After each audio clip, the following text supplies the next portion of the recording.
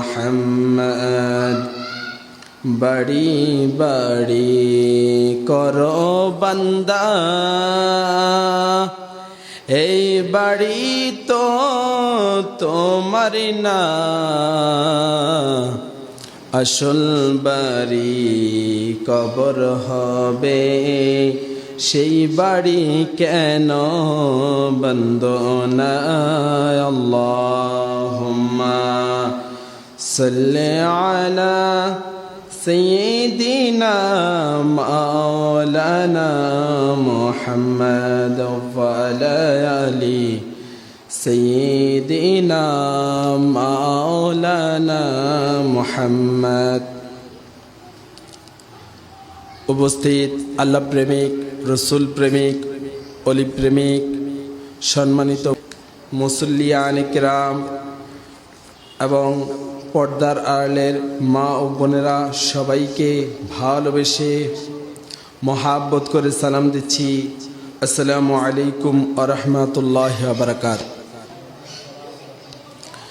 আর শুকরিয়া আদায় করি যেই রব্বুল আলামিন আমাদেরকে অত্যন্ত মায়া করে দয়া করে সৃষ্টি করেছেন এবং এই পবিত্র স্থান এই মসজিদে আসার এবং বসার তৌফিক দিয়েছেন। সবাই উচ্চ আওয়াজে বলে আলহামদুলিল্লাহ। আরও শুকরিয়া আদায় করি যেই নবীর উম্মত হওয়ার জন্য বাবা আদম থেকে ঈসা রুহুল্লাহ পর্যন্ত 1,24,000 পয়গম্বর আল্লাহ তাআলার কাছে দোয়া করেছিল, ও আল্লাহ তুমি আমাদেরকে আখিরি নবীর উম্মত নবী না বানাইয়া যদি আমাদেরকে আখিরি নবীর উম্মত বানাইতা তাহলে আমরা খুশি হতাম। তারই মধ্য থেকে হযরত ঈসা আলাইহিস সালাম ঈসা নবী আল্লাহর কাছে দোয়া করেছিল, হে আল্লাহ তুমি যদি আমাকে হযরত মুহাম্মদ মুস্তাফা সাল্লাল্লাহু তাআলা আলাইহি ওয়াসাল্লামের উম্মত বানাইতা তাহলে আমি অনেক খুশি হইতাম। আমি চলে যাব আমায় তোমরা ভুইলা যায়ও না, ডাইনে বামে মাটি আমার মাটির বিছানা, তোমার আমার আপনকে একটু শোনো না, যিনি আপনে তিনি কাঁদেন সোনার মদিনা। ওই নবীজির কাছে চলো হয়ে দেওয়ানা, ডাইনে বামে মাটি আমার মাটির বিছানা। হযরত ঈসা নবী ওই ঈসা পয়গম্বর যিনি আল্লাহ তাআলার জলিল পয়গম্বর ছিলেন, তিনি আল্লাহর কাছে দোয়া করেছেন, ও আল্লাহ তুমি যদি আমাকে যদি আখিরি নবী হযরত মুহাম্মদ মুস্তাফা সাল্লাল্লাহু আলাইহি ওয়াসাল্লামের উম্মত বানাও আমি অনেক খুশি হব। তো আমার আল্লাহ রাব্বুল আলামিন কি করলেন? হযরত ঈসা নবীর দোয়া কবুল করেছেন। বন্ধু, আজকে যেহেতু লাইলাতুম মুবারাকা, যেটাকে আল্লাহ রাব্বুল আলামিন বরকতময় রজনী হিসাবে উল্লেখ করেছেন, বন্ধু হযরত ঈসা রুহুল্লাহ একদিন রাস্তা দিয়ে হেঁটে যাচ্ছিলেন, পথিমধ্যে তিনি দেখতে পেলেন একটি পাথর। তিনি পাথর দেখে অত্যন্ত আশ্চর্যজনিত হয়ে গেল, মনে মনে ভাবতে লাগলো এই পাথরের ভিতরে কি রয়েছে। তিনি আল্লাহর দরবারে দোয়া করলেন, ও রব্বুল আলামিন আমি জানি না এই পাথরের ভিতরে কি রয়েছে, কিন্তু আমি ঈসা নবীর কাছে অত্যন্ত বিস্ময়কর মনে হয়েছে। আল্লাহ রব্বুল আলামিন হযরত ঈসা আলাইহিস সালাম যখন আল্লাহর দরবারে দোয়া করলেন, ও আল্লাহ আমি পাথরের ভিতরে কি রয়েছে দেখতে চাই। আল্লাহ রব্বুল আলামিনের হুকুমে পাথরটা ফেটে গেল এবং ভিতর থেকে একজন দাড়িওয়ালা ব্যক্তি বের হয়ে গেল। তার গায়ে জুব্বা রয়েছে এবং তার মুখ মোবারকের মধ্যে দাঁড়িয়ে রয়েছে ওই বৃদ্ধ এই পাথরের ভিতরে 400 বছর ইবাদত করেছে। এবং ওই বৃদ্ধকে ঈসা রুহুল্লাহ ঈসা নবী প্রশ্ন করলেন, তুমি কয় শত বছর এই পাথরের ভিতরে ছিলে? তিনি বললেন, আমি এই পাথরের ভিতরে 400 বছর ছিলাম। আওয়াজ মেরে বলুন আল্লাহু আকবার। আমরা কি 400 বছর হায়াত পাবো কিনা? আমরা কি 400 বছর হায়াত পাবো না? আমরা হলাম আখিরি নবীর উম্মত, যেই নবীর উম্মতদেরকে আল্লাহ তাআলা বয়স কম দিয়েছেন কিন্তু নেকি কম দেন নাই। এজন্য আমার আল্লাহ রাব্বুল আলামিন এই শবে বরাতের রাত, লাইলাতুম মুবারাকা, বরকতময় রাত উম্মতকে মানে আমার আল্লাহকে দান করেছেন, মানে আল্লাহর বান্দাদেরকে আখিরি নবী হযরত মুহাম্মদ মুস্তাফা সাল্লাল্লাহু আলাইহি ওয়াসাল্লামের উম্মতদেরকে এমন করে কয়েকটি বিশেষ রাত নাজিল করেছেন। মানে এই রাতেই আল্লাহ তাআলা অনেক কিছু নাজিল করেন। কারোর জন্য বরকত নাজিল করেন, কারোর জন্য রহমত নাজিল করেন, কারোর জন্য ক্ষমার রাত, কারোর জন্য মুক্তির রাত। এই জন্য হযরত ঈসা নবী আল্লাহর কাছে দোয়া করেছেন, আল্লাহ এ কেমন ব্যক্তি, আর তুমি এই ব্যক্তিকে কেন পাথরের ভিতরে রেখেছো?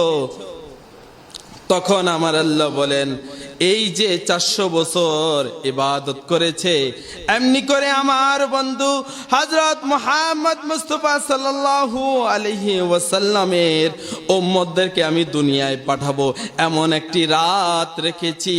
ওই রাতে মানে লাইলাতুম মুবারাকা, বরকতময় রাতে, অর্থাৎ শবে বরাতের রাত্রে আল্লাহ তাআলার কোন বান্দা এবং কোন ব্যক্তি, কোন পুরুষ, সে যদি নারী হয়, সে যদি মহিলা হয়, 2 রাকাত নফল নামাজ আদায় করে, ওই ব্যক্তি, যে ব্যক্তি পাথরের ভিতরে 400 বছর ইবাদত করেছে, ওই ব্যক্তির ইবাদতের সওয়াব দান করে দিবেন। বলুন আল্লাহু আকবার।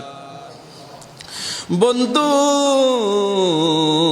হযরত ঈসা নবী, হযরত ঈসা রুহুল্লাহ আল্লাহর কাছে বলে, ও আল্লাহ,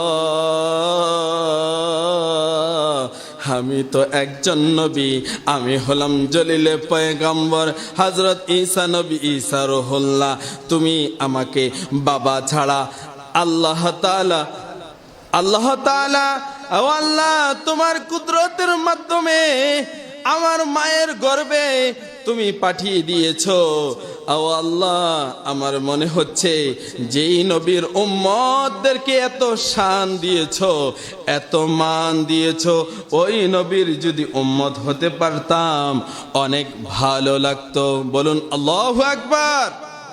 তো আমার আল্লাহ রব্বুল আলামিন ঈসা নবীর দোয়া কবুল করেছেন, যার প্রমাণ কিয়ামতের আগে যখন দাজ্জাল এসে যাবে, ওই কঠিন মুসিবতের সময় মানুষ যখন হয়রান হয়ে যাবে, মানুষ যখন পেরেশান হয়ে যাবে ঈমান বাঁচানোর জন্য, তখন আল্লাহর কাছে দোয়া করবেন দাজ্জাল থেকে বাঁচার জন্য। তখন আল্লাহ রব্বুল আলামিন ঈসা নবীকে দুনিয়াতে পাঠাবেন। আমরা একটু দুরূদ শরীফ পড়ি। আল্লাহুম্মা সাল্লি আলা সাইয়্যিদিনা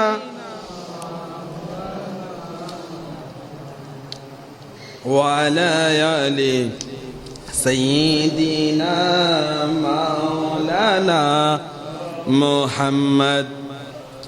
নবী না হয়ে দুনিয়ায়, না হয়ে ফেরেশতা খোদার হয়েছি উম্মত তোমার, তার তরে শুকর হাজার বার। উচ্চ আওয়াজ দিয়ে বলি আল্লাহু আকবার। আমার আল্লাহ বলেন, এমন একজন নবী যিনি মুহাম্মদুর রাসূলুল্লাহ, যার প্রচার এই দুনিয়াতে হয়েছে, শুধু তাই নয়, যখন পৃথিবী সৃষ্টি করে নাই, ওই যে সর্বপ্রথম আমাদের রূহ সৃষ্টি করেছিল, ওই সময় সমস্ত রূহকে ডাক দিয়ে আমার আল্লাহ সমস্ত নবীদেরকে ডাক দিয়েছেন রূহের জগতে। বলেছেন লা তুমিনুন্না বিহি ওয়ালা তানসুরুন্না, সমস্ত নবীদেরকে বলেছিলেন ওয়াইদ আখাযাল্লাহু মিসাকান নাবিয়িনা, সমস্ত নবীদের থেকে আমার আল্লাহ ওয়াদা নিয়েছিলেন মিসাকান নাবিয়িনা, সমস্ত নবীদেরকে বলেছেন, অঙ্গীকার দিয়েছেন, লামা আতাইতুকুম মিন কিতাবে ওয়া হিকমা, আমি আল্লাহ তাআলা তোমাদেরকে কিতাব দেব এবং হিকমা দেব, লা তুমিনুন্না বিহি ওয়ালা তানসুরুন্না। এইভাবে আল্লাহ তাআলা নবীদের কাছ থেকে অঙ্গীকার নিয়েছেন। কেন?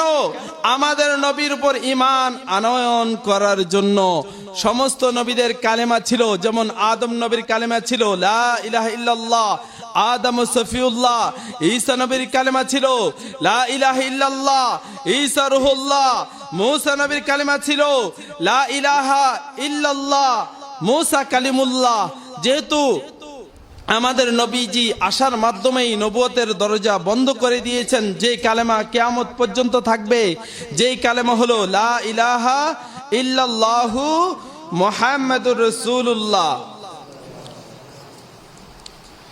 কে আছো ক্ষমা চাও, কে আছো রিজিক চাও, মুসিবতে আছো কে ডাকো আমারে, আসমানে রাহবান ডাকেন আল্লাহ মহিয়ান, জমিনে ফেরেশতারা নাম কাতারে, ওঠো গাফিল তোলো হাত, মহিমান্বিত রাত, ও আল্লাহ শবে বরাত, আমাদের দিলে মহিমান্বিত রাত, ও আল্লাহ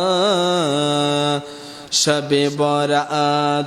বন্ধু, একটু পরে মনে হয় আজানের সময় হবে, সময় নাই, তবে আমি সংক্ষিপ্তভাবে কিছু বলার জন্য চেষ্টা করব।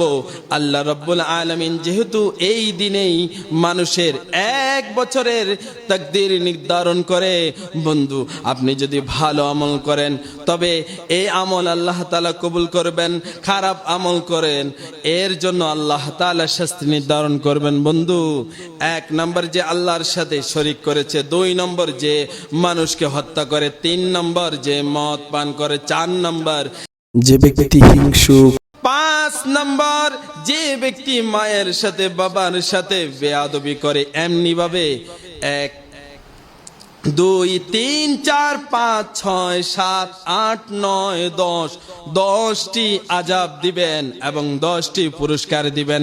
তবে এই 10 ব্যক্তির দোয়া আল্লাহ তাআলা কখনোই কবুল করবে না যদি সে তওবা না করে। আল্লাহর কাছে তওবা করতে হবে। যখন সে শিরিক করবে অবশ্যই আল্লাহকে ওয়াদা দিতে হবে, আল্লাহ আমি শিরিক করেছিলাম আর করব না, আমি মানুষ খুন করেছিলাম, তার পরিবারের কাছে গিয়ে ক্ষমা চাবো। এমনি করে আমি মদ খেয়েছিলাম, ও আল্লাহ আমি আর মদ খাবো না, আজকে থেকে আমি তওবা করলাম। 5 নম্বর আমি আর মা বাবার সাথে বেয়াদবি করব না, হে আল্লাহ আজকের রাতে তুমি ক্ষমা করে দাও। বন্ধু, আল্লাহ তাআলার কাছে ক্ষমা চাইলে হবে না, আপনি মায়ের পাও ধরে বাবার পাও ধরে ক্ষমা চেয়ে নিবেন। আল্লাহ তো নিজেই বলেছেন ওয়ালা তানহারহুমা ওয়া কুল্লাহুমা কওলান করিমা। আল্লাহ বলেছে উফেও, উফ শব্দ তো দূরের কথা, ওয়ালা তানহারহুমা তোমার মা বাবাকে ধমক দিতে পারবে না, ওয়া কুল্লাহুমা কওলান করিমা। আমার আল্লাহ বলে বান্দা আমি তোমাকে মায়া করে বানিয়েছি, ও বান্দা দয়া করে বানিয়েছি। যেই মা তোমাকে 10 মাস 10 দিন গর্ভে ধারণ করেছে, ওই মার কলিজা ফেটে তুমি দুনিয়ার মধ্যে এসেছো। ও বান্দা তুমি বিবিকে পেয়ে, স্ত্রীকে পেয়ে, সন্তানকে পেয়ে ওই মাকে ভুলে গিয়েছো। আজকে মায়ের 50 বছর হয়ে গিয়েছে, মা এক ফোঁটা পানির জন্য কান্নাকাটি করে। ও বান্দা তোমার কি মনে নাই আমি যে বলেছি আলাইসাল্লাহু বিআহকামিল হাকিমিন, আমি আল্লাহ ছাড়া আহকামুল হাকিমিন ন্যায় বিচারক আর কেউ নাই। বান্দা তুমি যদি মায়ের সাথে বেয়াদবি করে কবরে চলে আসো, আমি আল্লাহ কখনোই তোমাকে মাফ করব না। বন্ধু, আল্লাহ ক্ষমার রাস্তা খোলা রেখেছেন। তিনটা পদ্ধতি আপনাকে জানতে হবে। 1 নাম্বার, আপনাকে অবশ্যই গুনাহ স্বীকার করে নিতে হবে। 2 নাম্বার, আল্লাহর কাছে ওয়াদা দিতে হবে, আল্লাহ আমি এই গুনাহ আর কখনো করব না। কয়টা হলো? 2টা। আল্লাহর সন্তুষ্টির জন্য আমি তওবা করে ফিরে আসলাম। কয়টা হলো? 3টা। তাহলে বোঝা গেল আমরা আল্লাহর হুকুম মান্য করার চেষ্টা করব। আমা আলাইনা ইল্লাল বালাগ। আসসালামু আলাইকুম ওয়া রাহমাতুল্লাহি ওয়া বারাকাতুহু। আমি আপনাদের কাছে ক্ষমা চেয়ে নিচ্ছি, যদি ভুল হয় ক্ষমা করবেন আর আমার জন্য দোয়া করবেন। আসসালামু আলাইকুম ওয়া রাহমাতুল্লাহি ওয়া বারাকাতুহু।